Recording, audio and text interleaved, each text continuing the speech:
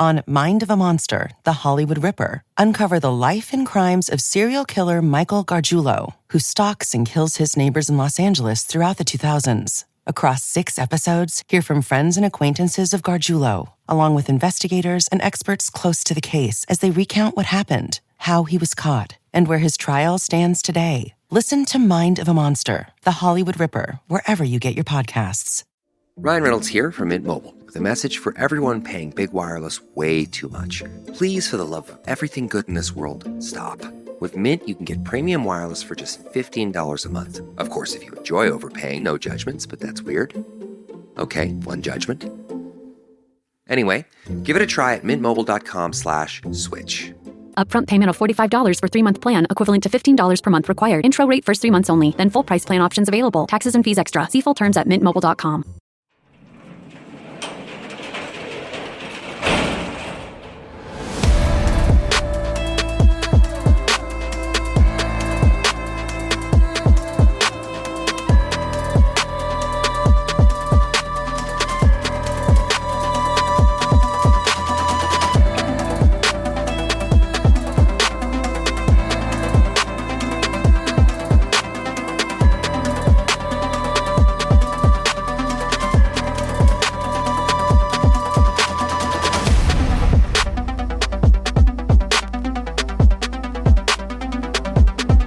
Welcome to True Crime Garage. Wherever you are, whatever you are doing, thanks for listening. I'm your host, Nick, and with me, as always, a man who eats green eggs and ham on St. Patrick's Day. Here he is, the Captain. I will eat them in a box. I will eat them with a fox. It's good to be seen and good to see you. Thanks for listening. Thanks for telling a friend. Today, we still got some Guinness. We are drinking Guinness Draught. This is like the world's very first craft beer and so darn good. I could tell you about it, but you should experience Guinness for yourself. Pro tip, get it from a tap or pour it in a glass. That's a bottle upside down, glass straight up pour. Garage grade 5 out of 5 bottle caps. And let's give some thanks and praise to our good garage friends that helped us fill up the old garage fridge. First up, a cheers to Lee in Leicester, England. And here's a cheers to Linda G from San Bruno, California.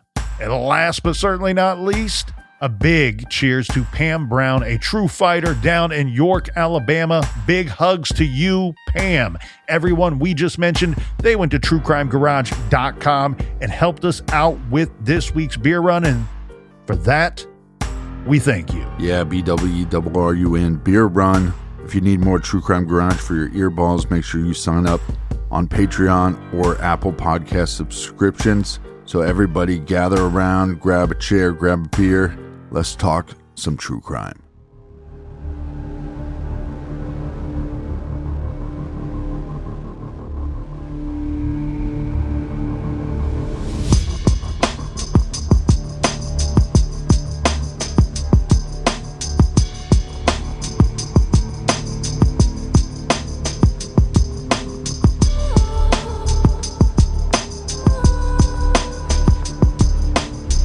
Police want to talk to all the auto shop employees. They're in the process of doing so, and as said, 2 that they decide to hone in on will be Ross Helms and Billy Minkley. Now, law enforcement will quickly learn that the person whose job title, he's basically, I don't know his job title, but basically, Captain, he's the shop handyman. He's your fix-it guy, but he's not somebody fixing vehicles. He's not a mechanic. Right. The shop handyman, his name is Ross Helms. He drove an SUV that the police describe as not unlike the one captured on surveillance video. So maybe he's the guy. And then he would have access and probably knowledge of the surveillance footage. Well, and remember, they're at a disadvantage of having to review surrounding surveillance footage rather than the actual auto shop's surveillance footage. And so at that distance, the best they can make out is not exactly what SUV pulled up there, but as they said, his SUV was not unlike the one that they captured on that video footage. So obviously interview this guy. During his interview, Ross Helms said that when Leah Martin disappeared, he had worked at the shop that day up until about 5:30 p.m. So this is about the same time that my man Raphael said that he was leaving. After this 5:30 marker, leaving work, he says that he went off to a friend's home. The intention was to hang out and drink until the early morning hours. The friend, his name is Michael Brown, he tells police, he's like, yeah, I didn't see Ross that night. Liar, liar, pants on fire. He says, I was with my wife and my kids, not with Ross Helms. Right. So I don't know why he told you guys that. So they sit old Rossi boy down. Our boy George Oliva would like this. Ross Helms fails a lie detector test. I don't know what questions he was asked, but the record states that he failed the polygraph. Not a good sign. Yeah. Well, so he's lying to the cops about his whereabouts and his alibi. He fails the polygraph test. Not good. Fails the poly. So what do you got to do here? You go looking for the paper trail. So let's go looking for that paper trail. Phone records are great. The phone records showed Ross Helms and his coworker Billy Minkley made several calls to one another on the night of Leah Martin's disappearance. Interesting, right? Fish sticks. So by the time that we get to our next event here, we are about a month and a half into the ongoing searches for our missing mother here. Now, authorities are talking to everyone they know, and they learned that Helms' relative, so a relative of Ross Helms, her name is Armonique Jefferson, and it looks like she can provide some information here for our investigators. She told investigators that Ross paid her $20 to call Leah and make threats to her. Armonique also said that she was at Ross's house on the Friday night that is in question. And then at some point that night, she says late Friday night, Ross came out to the house with a friend who she later identified as Billy Minkley. Remember, we know from phone records, they were on the phone with each other several times that night. Now we have a person who's saying, I saw the two together that night at Ross's home. And oh, by the way, he paid me $20 to call a couple times and make these threatening calls to this person that I don't know. Leah's aunt, somehow this information makes its way to her aunt, Renee Martin. She takes it upon herself to do a little snooping, and she visits Ross Helms' property. So her and a friend walked the property, and then they report back telling police what they found. They say that they saw evidence of a fresh dig and the smell of decomposition. Not good. Now, authorities acted swiftly, leading to the grim discovery, the unfortunate, sad, grim discovery of Leah's body buried on Ross Helms' property. So this is August 2015 when they recovered the body. She was bound and concealed in a blanket. This is August 5th, 2015. When authorities exhumed the body of Leah Martin, she was found covered in a blanket and bound with duct tape with a plastic bag wrapped around her head. Quote, she had a rock stuck in her mouth. The rock that was stuck in her mouth was to keep her from biting the plastic bag that had been put on her head. End quote. That quote came from her aunt, Renee Martin. She said that while she was very, very sad, crying about this discovery. Leah Martin's remains were found and recovered from 5656 FM 209. The property belongs, as said, to Ross Helms, him and his wife, Ross and Krista Helms. It's a property just off of Farm Road 209, just outside of Graham, Texas. But this changes everything because we go from she's missing, what happened. We've covered a lot of missing person cases. You start speculating. Did she run away with another guy? Did she run away to start a new life? Did did something bad happen to her? Did she get hurt and doesn't know who she is or where she's at? But because of this surveillance footage at the car shop, I think you go, well, it looks like there's a good possibility that there's foul play. Now we have all those answers by finding the body.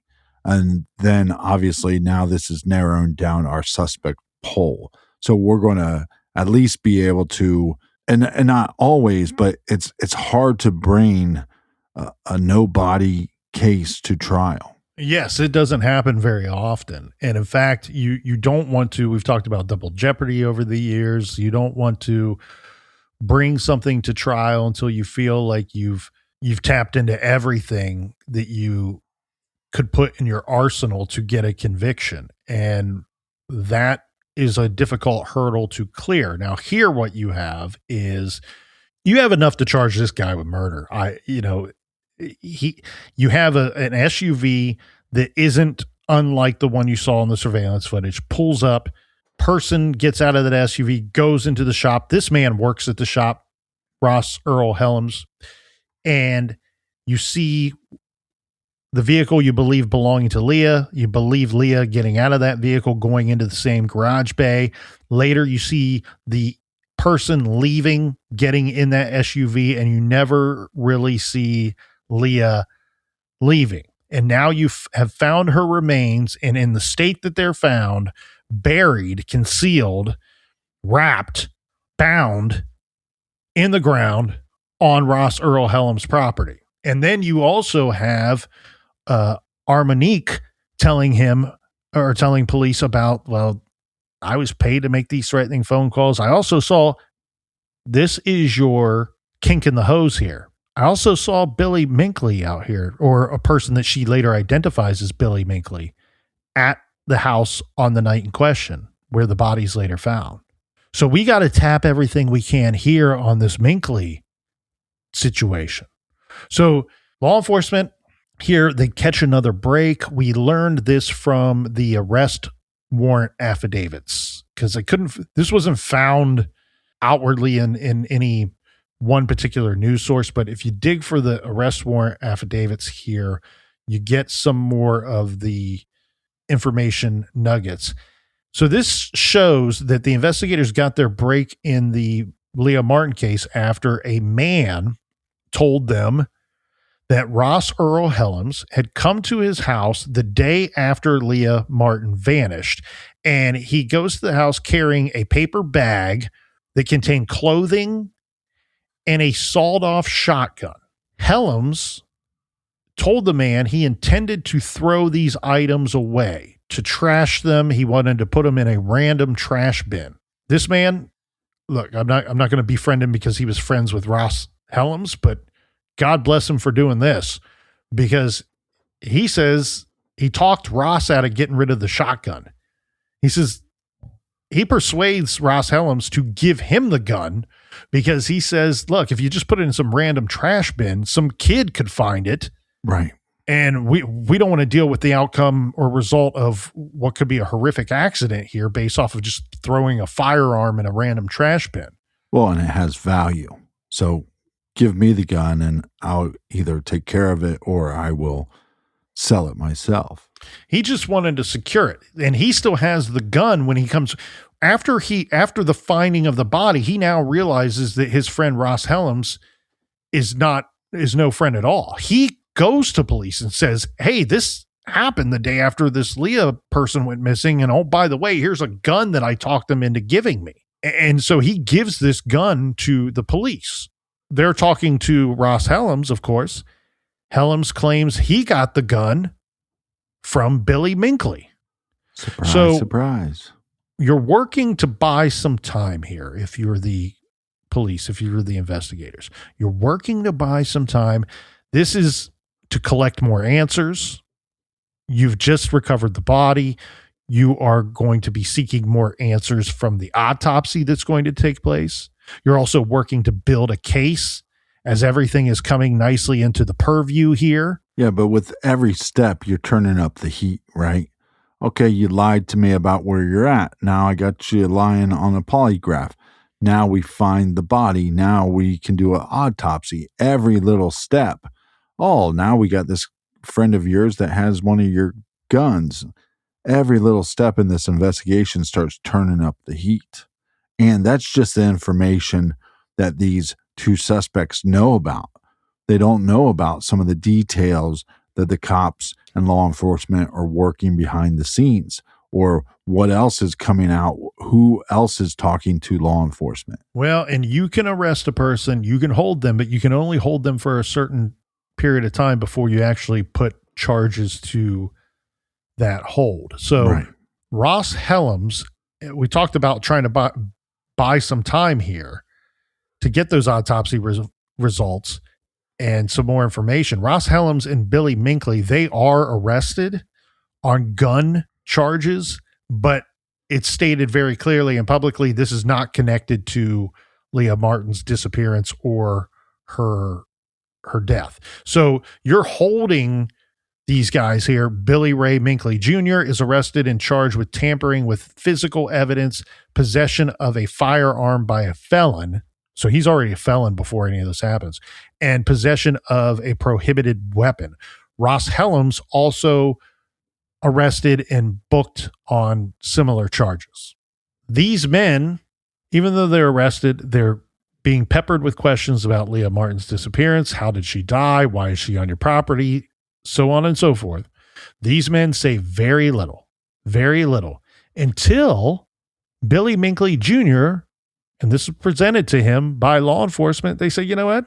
Since you won't talk about Leah Martin, Minkley, you have just become our number one suspect in an unrelated 2014 triple homicide. This is a strange turn of events. Yeah, I was going to say, how does that happen? So here we go, Captain. This is from a Fort Worth, Texas triple homicide, a case that truly was starting to go cold. The details, I'll summarize everything because we're going to run through it, not crawl through it. On June 2nd, 2014, the bodies of Ronnie Jackson, age 57, his common-law wife, Elizabeth Bernard Sessoms, age 47, and their friend, a visiting friend to their home, David Adams, age 50, they were discovered inside Jackson's Fort Worth home located in the 200 block on Sunset Lane. Each of these three victims had been shot once. Okay. Two of them had been shot in the head, found in one room. And I believe it was Ronnie Jackson who was found shot in the chest, dead in a bedroom, lying on a bed. This discovery of these three dead individuals at the home of Jackson and Sessoms came about because a neighbor was concerned. So a concerned neighbor, Jackson and Sessoms, they couldn't say no to a stray cat. Stray cat shows up, they feed it, they keep it, they care for it. So they had a dozen stray cats, let's say. And this neighbor said that like clockwork, every day at 7:30 a.m., Ronnie Jackson, and most times Elizabeth would join him, he would be seen outside of the home in the early morning feeding all of the cats. And this neighbor had noticed several days had gone by and these cats hadn't been fed. She hadn't seen Ronnie. She hadn't seen Elizabeth. Now, Ronnie Jackson's father actually owns the home. So this neighbor calls Ronnie's father.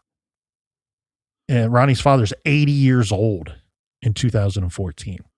And she tells him, hey, I've not seen your son. These cats haven't been fed in several days. I've not seen Elizabeth. I've not seen anybody come and go from the house. So she contacts their father, Elton Jackson is his name.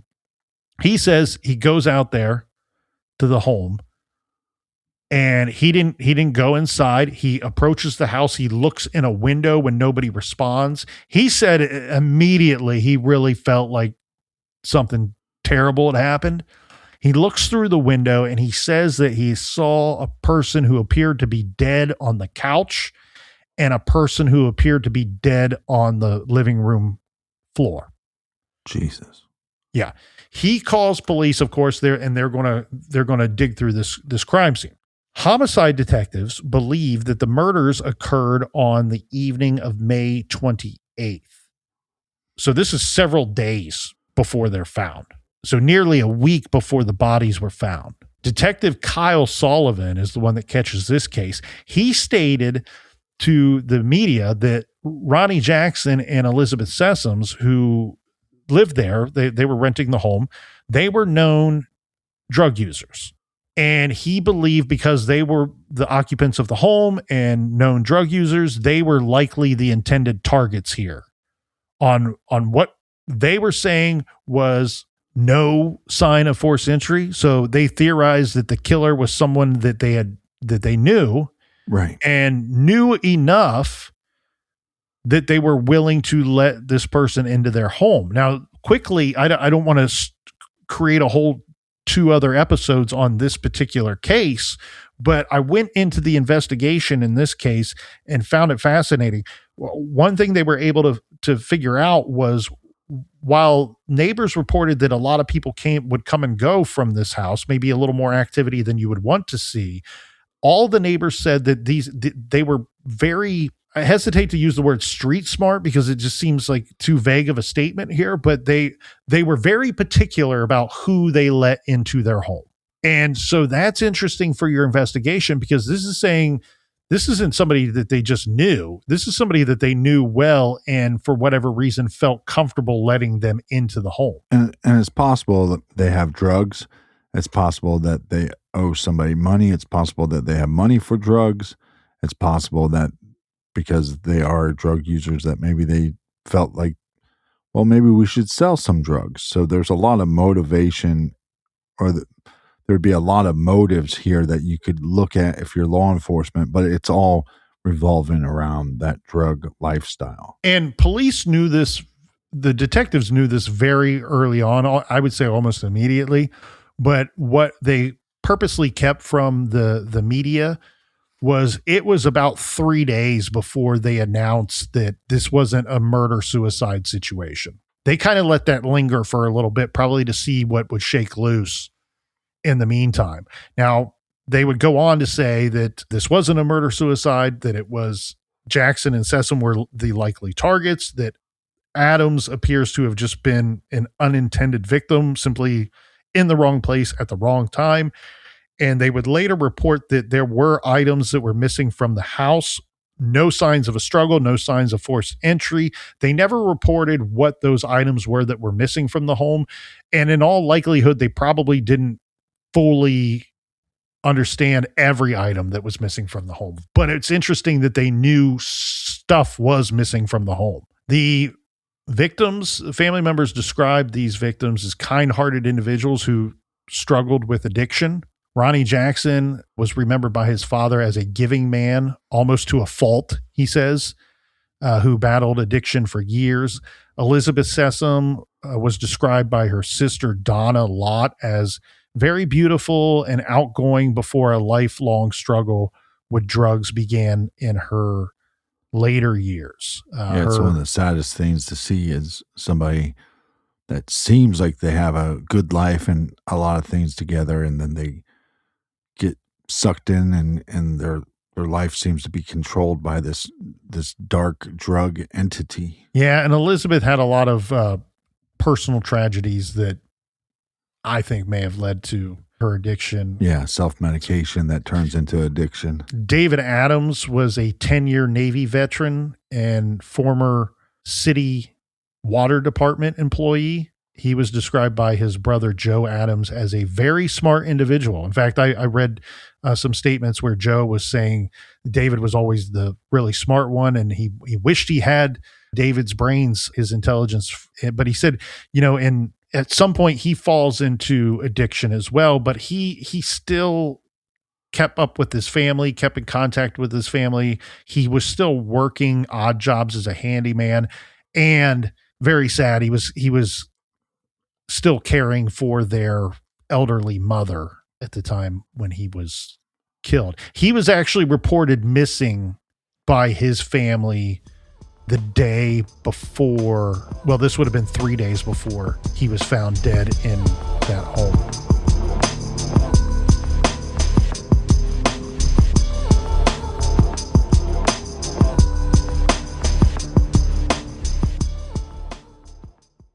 Need to restock inventory, cover seasonal dips, or manage payroll? OnDeck's small business line of credit provides immediate access to funds, up to $200,000, exactly when your business needs it. With flexible draws, transparent pricing, and full control over repayment, you can tackle unexpected expenses without missing a beat. Apply today at OnDeck.com, and funds could be available as soon as tomorrow. Depending on certain loan attributes, your business loan may be issued by OnDeck or Celtic Bank. OnDeck does not lend in North Dakota. All loans and amounts subject to lender approval. Why have I asked my electrician I found on Angie.com to bury my pet hamster? I was so moved by how carefully he buried my electrical wires, I knew I could trust him to bury my sweet nibbles after his untimely end. This is very strange. Angie, the one you trust to find the ones you trust. Find pros for all your home projects at Angie.com.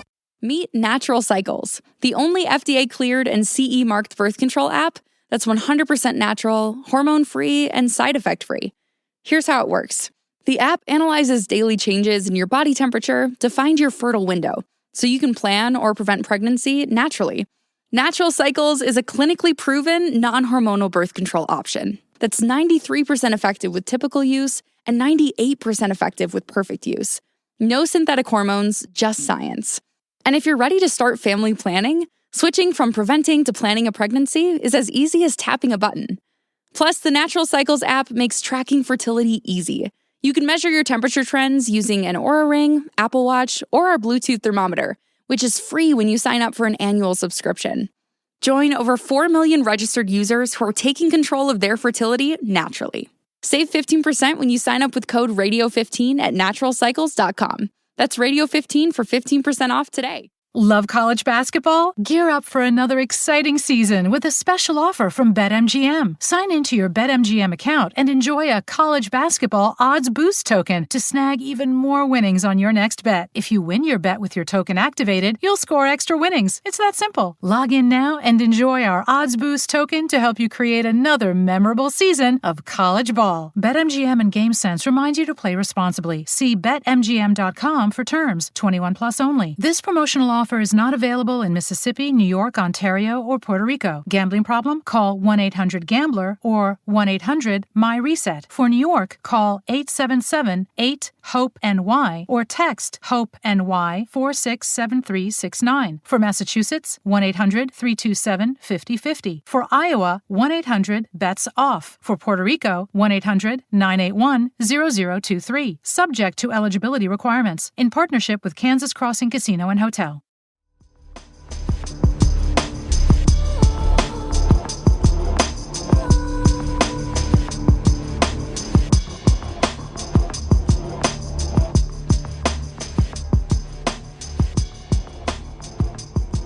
So when Billy Minkley is presented with this information. Yeah, if you're the detective, you're going, got him. In this interrogation, and there's clips of video of this.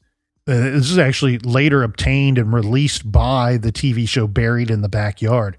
Right. Billy Minkley is yelling and crying, and he's confessing to this triple homicide shooting. Okay, but let me just see if I'm following you. They basically know that this individual is connected some way, somehow. So then when they present it to him, he's like, shit, time to spill the beans. Well, remember the break in the case. What was not so clear as to why was that a big break in the Leah Martin case? Right. The big break was that shotgun. She wasn't killed with a shotgun, so it seems strange to go, well, that's a big break in the case when this guy comes forward with this random shotgun saying that I got it from Ross Helms, who says it was given to him by Billy Minkley, but then have 3 dead people all killed by gunshots a year prior in another city, Fort Worth. That gun was the gun that killed those 3 people. Right. So why does he have this? Got him, but also... okay, if he killed these 3 individuals, he's capable of killing. Oh yeah, yes, Leah Martin, right? In fact, that goes with the very quote that I was going to cite. Right, we're all on the same page here, my friend. Because I still want to hear the quote, though. Quote: "The Fort Worth triple homicide made us realize that Billy Minkley is a person that could have no problem killing Leah," said Lieutenant Smith. Bingo boingo. So Billy Minkley agreed to discuss Leah Martin's murder, the details of her murder, because he now needs to avoid facing the death penalty in the triple homicide case. This triple homicide case is going to be pretty easy for them, okay, as far as investigators go, to taking it from finding the guy, arresting the guy, and getting a conviction. Why? Because, well, Billy Minkley actually confessed to a couple people during that time period. So keep in mind, it's almost a year between the time that between the two crimes, right? And over a year before Leah is found. During that time period, he had confessed. Not a full-on confession, but I'll give you the first one. The second one's better as far as getting a conviction. The first one comes from his father. His father says, Billy told me that he killed those 3 people, but he told me it was in self-defense, that one of them pulled the gun on him. He took the gun and he shot him. Right. Minkley's girlfriend, who lived with him. This is why you should never have a girlfriend. She was sitting in the car when he shot and killed those 3 people. Oh. Not only that, she went into the home after they were killed. Well, He told her the same story. Right. He told her the same story, that he did it in self-defense, that in fact, he says Ronnie pulled a gun on him. He shot Ronnie and then was forced to shoot the other 2. I don't really believe that, but she goes into the home. She says that she witnessed the 3 of them dead and the 2 of them collected items. So Billy lived at that home, not at the time of the murders, but months and months prior. Right. And there was some kind of property dispute between Billy and Ronnie. Well, and also, and Billy had gone there, according to the girlfriend, to collect this property, and he was going to take it whether Ronnie was going to turn it over to him or not. And that's what I think happened here.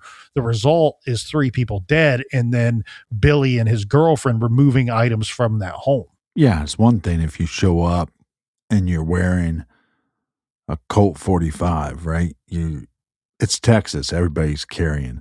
But your story is that this guy pulled a gun on me and then I pulled a shotgun on him, right? Yeah, that's the part that's unclear, that I couldn't sort out.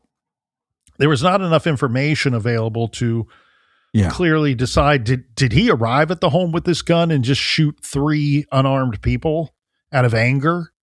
Or was portions of his story true? Now, but either way, you killed 3 people. Yeah, I lean that he showed up with a gun, but then throwing that into the equation, you'd have to charge the girlfriend, and I was unclear as to whether they charged his girlfriend with anything substantial anyway.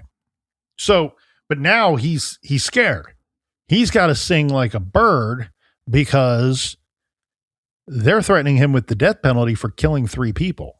And so this is what they figure out. And this is according to statements released by the prosecutor.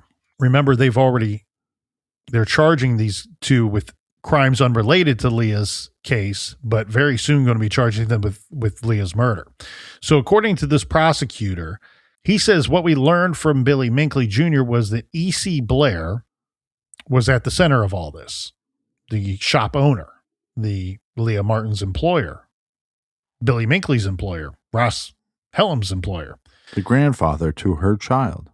Billy Minkley tells investigators that EC Blair was not happy with Leah and the difficulties that it was causing with his marriage, and that EC Blair wanted something done with Leah. In fact, there was some report out there, but I couldn't absolutely confirm it, where there was a statement by Billy Minkley, I believe, that he says that EC believed that Leah Martin wanted to get back with Aaron Blair, his adopted son, the father of their child. Right. And that had a big issue with that as well. Now I couldn't back that up other than that one statement. But the prosecutor believes that EC Blair lured Leah Martin to the office on the night of her murder.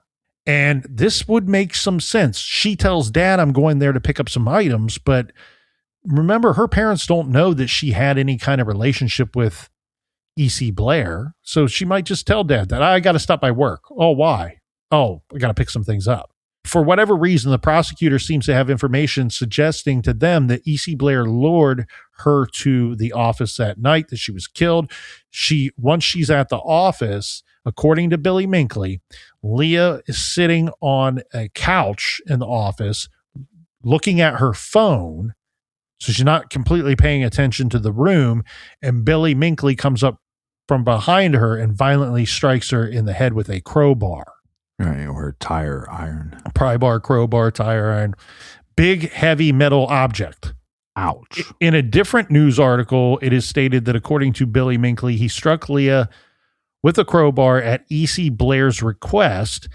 Describing a chilling sequence of events, Minkley and Helms then placed a bag over her head to, quote, keep the blood from dripping everywhere, end quote. Right. Billy said that he saw she was still alive when the bag began to fill up with air, so he hit her one more time. And then the men put her body in Ross Helms' Chevy Tahoe. The following day, Billy Minkley rented a backhoe, and he and Ross Helms buried Leah on Helms' property. The rental came from Westside Rental in Graham, Texas. And here's a quote from the show. It says, quote, I went back there and I dug the nicest hole I could, end quote. That was a quote by Billy Minkley, said in an interrogation video obtained by the TV show Buried in the Backyard. So he says, I went back there to bury a nice hole. I dug the nicest hole I could. Wow. Minkley and Helms were charged with murder and tampering with physical evidence of a corpse, to which Minkley pled guilty to the first charge and Helms to both. Right. Okay, so now Graham City Police promptly arrested EC Blair, owner of EC's Auto Repair. Blair was arrested and charged with murder after a search warrant was executed at the body shop. And Graham Police sent out a press release. This is on Tuesday, September 22nd, 2015. Right. The press release is as follows. It says Graham Police and Texas Rangers conducted a third search of Blair's Auto Repair and are formally charging 3 individuals in the murder of Leah Martin. On September 8th, 2015, investigators interviewed Billy Minkley Jr., and during that interview, he implicated himself and others in the murder of Leah Martin, and also confessed to participation in a homicide that occurred in Fort Worth in 2014. That case is still being pursued by the Fort Worth Police Department. Because of the facts that came to light during the interview of Minkley, a search of the premises where Leah Martin worked was conducted to search for evidence that was unknown to investigators at the time of the previous search warrant. Suspects being charged with capital murder in the death of Leah Martin are identified as Billy Ray Minkley Jr., age 42, of Graham, Texas, Ross Earl Helms, age 42, of Graham, Texas, and Elton Carroll Blair, age 43, of Graham. Blair and Helms will also be charged with tampering with evidence and a human corpse. Oh, we got 3 pieces of shit right here. So we get these guys a confession plus guilty pleas to the charges. And then obviously, like, he has to probably testify on some level. Oh yeah, against the other 2. Yeah, so he's going to testify, and then I mean, of course, they got Ross Earl Helms dead to rights, right? I mean, they found the body on his property, and other people pointing the finger at Helms as well, not just this Billy Minkley Jr., but what's left hanging out there. Yeah, as Jerry would say, that's a big matzo ball. Excuse me, sir, but your balls are showing. 18th, 2017, EC Blair. Old EC Blair. He doesn't admit to anything. Of course he doesn't. So he's going to face a capital murder trial, and that trial began on said date. And again, at this trial, everything we've already discussed, everything that we've already uncovered, everything that Billy Minkley Jr. was saying is all presented at trial. Right. And the prosecutor's suspicions all presented at trial, including the prosecutor pointing out and highlighting for the jury his belief not only was EC Blair involved, but he was at the center of this. that he was the mastermind. In fact, when you look at it, when you look at the story, he's the only one.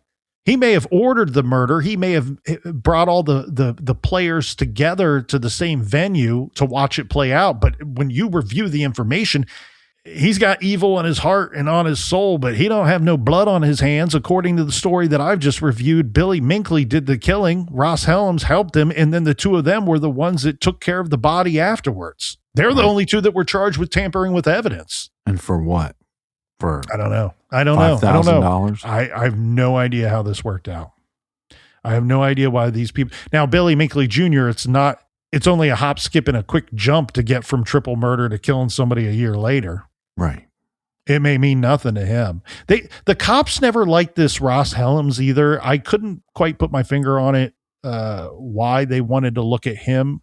It's also a little unclear as to who became important first, right? Chicken or the egg, Ross Helms or Billy Minkley. But at some point they know based off of records that, well, with Ross Helms, it's actually clear as day now that I think about it. His alibi for the night doesn't check out. Right. And then you figure out that he's talking to Billy Minkley Jr., who has a record. Yeah. So the prosecutor's saying at this trial, you have Leah on the night that she goes missing, talking on the phone and texting with EC Blair. According to the prosecutor, that's fact. It's his shop. She got there somehow. She was lured there somehow. The defense theory for EC Blair was, oh, no. He didn't have anything to do with it. He just happened to be the shop owner who at one time had some affair with this girl. And she went there, as said, to collect her belongings like she told her father. And you got these two losers, these two criminals in there at the shop at the time. And their defense was EC Blair had nothing to do with it. Leah Martin walked in on some sort of felonious behavior. She witnessed something that she shouldn't have witnessed. Maybe a drug deal was going on. We know that Billy Minkley had drug ties, methamphetamine. We can base that back to the triple homicide in 2014 in Fort Worth. Yeah, or you also maybe wonder, like, because it's a car shop, are they doing a chop shop after hours? Yeah. But whatever you surmise, whatever you are hypothesizing, you have to kind of, well, you don't have to kind of, you need to show some proof that was happening and that you weren't involved. And then you have these other two individuals that I guarantee you they're making the statements of, well, we wouldn't have done any of this if it wasn't for EC Blair. True. I mean, yes, that's a fair statement, but it's also the way that it should work is that they have to prove your guilt more than you have to prove your innocence. And in this case,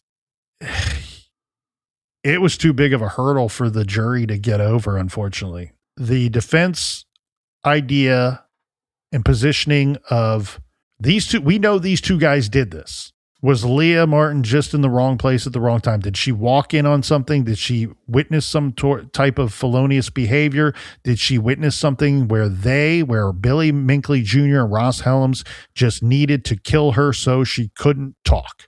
However, the defense packaged that, they packaged it in a way that the jury could not find beyond a reasonable doubt that EC Blair was involved with the murder, and therefore he was acquitted, despite the prosecution's best efforts, despite law enforcement and detectives' best efforts and work. Yeah. He was acquitted. And we already know that he's a piece of shit, but he gets acquitted of this. He can't be charged again unless they can find some kind of other angle, right? But then it would be different charges. And so this guy just goes back to Graham, Texas, or close to Graham, Texas. I guess he lives just outside. I would move away, but yeah, I don't think he goes out much. I don't think, again, like I said, this because it's such a small community and such a small population, these shops were big deals, right? Mm-hmm. And so this shop is this is a reminder of the bad parts of humans. It's a constant reminder. Yeah, the shop was no longer in operation after 2015. That's I guess, some form of punishment for this EC Blair. I hope his wife kicked him out of the house. To kind of put a bow on this here, August of 2018, Ross Earl Helms, 45, one of the three men accused. So this is after the trial, right? After the trial where they don't get the conviction on EC Blair.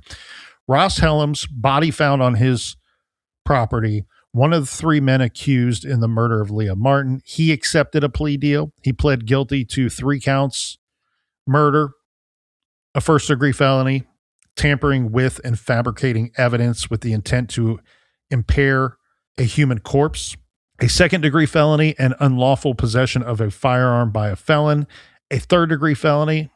He was sentenced to 20 years, and 10 years, respectively. Helms is credited with 3 years for time served from August when he was arrested in 2015 up until the time of accepting the plea deal in 2018. So his time on that 50 years starts in 2015 rather than in 18. So he's serving 20 years for the murder conviction, another 20 years for tampering. He's at the All Red unit in Iowa Park, Texas. He's still there, being held there. And then we have Billy Ray. Later learned that his nickname was Tank, but judging by his picture, Dumbass would have been a better nickname. Yeah. Billy Ray Minkley continues to serve life without the possibility of parole at the Telford unit in New Boston, Texas. Minkley was accused of digging Martin's grave. As we said, Martin's body was found 10 miles west of Graham, and he pled guilty to Martin's murder in exchange for life in prison to avoid that death penalty. And unfortunately, that EC Blair, he got lucky. And they couldn't get a conviction here. As said, that the case is featured on that show titled Buried in the Backyard. That's season 6, episode 2. From the folks over at the Oxygen Network. And then what's left here, Captain, is you have all these people without these 4. Unfortunately, we stepped into this thinking we were going to have to carry with our hearts 1 victim. We leave carrying 4 victims, with our hearts here. And one of them, very sad that she was a mother to a little girl, Avery, who was only 2 years old at the time that her mother was so brutally and cold-heartedly killed at her place of work. And she, at the age of 12, she went online to her mother's online obituary, and left a very nice message for her mother there. And it sounds like as of 2024 that she was doing well, still living with her father, and they were doing their very best to move on and carry on. She has a stepmom, stepbrothers, and pets that she loves, and had some very nice, thoughtful things to say about her mother that she misses very dearly.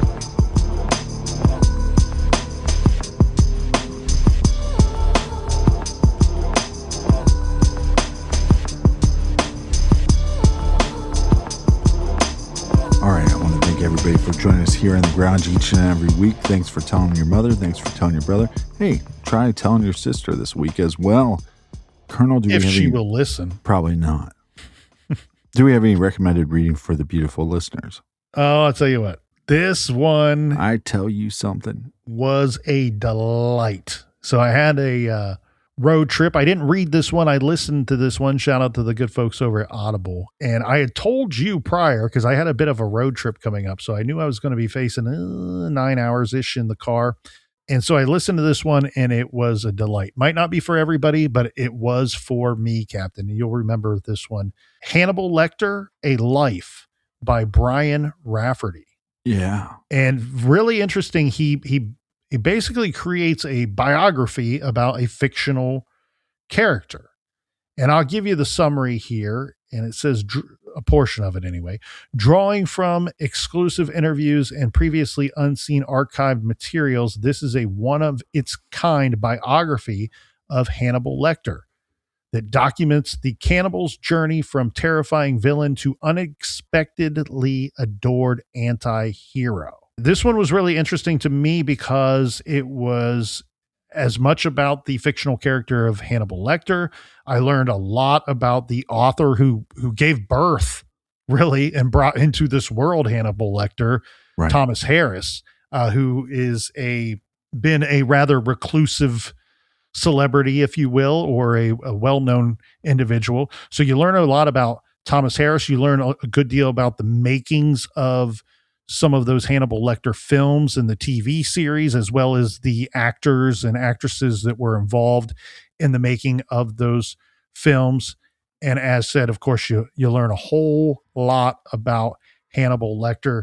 It was a fun read for me, and it feels a little true crime without having the heaviness of real life true crime. So that's Hannibal Lecter, A Life by Brian Rafferty. You don't have to write that title down right now because we will have it listed for you on our website, on our recommended page.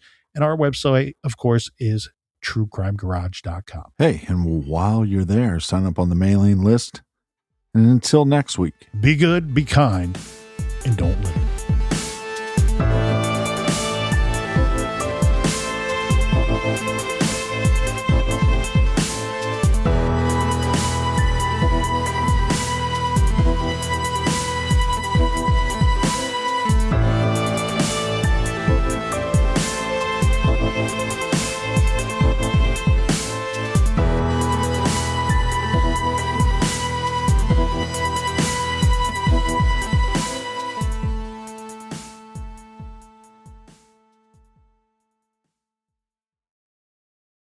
On Deck is built to back small businesses like yours. Whether you're buying equipment, expanding your team, or bridging cash flow gaps, On Deck's loans up to $400,000 make it happen fast. Rated A+ by the Better Business Bureau and earning thousands of 5-star Trustpilot reviews, On Deck delivers funding you can count on. Apply in minutes at OnDeck.com. Depending on certain loan attributes, your business loan may be issued by On Deck or Celtic Bank. On Deck does not lend in North Dakota. All loans and amounts subject to lender approval.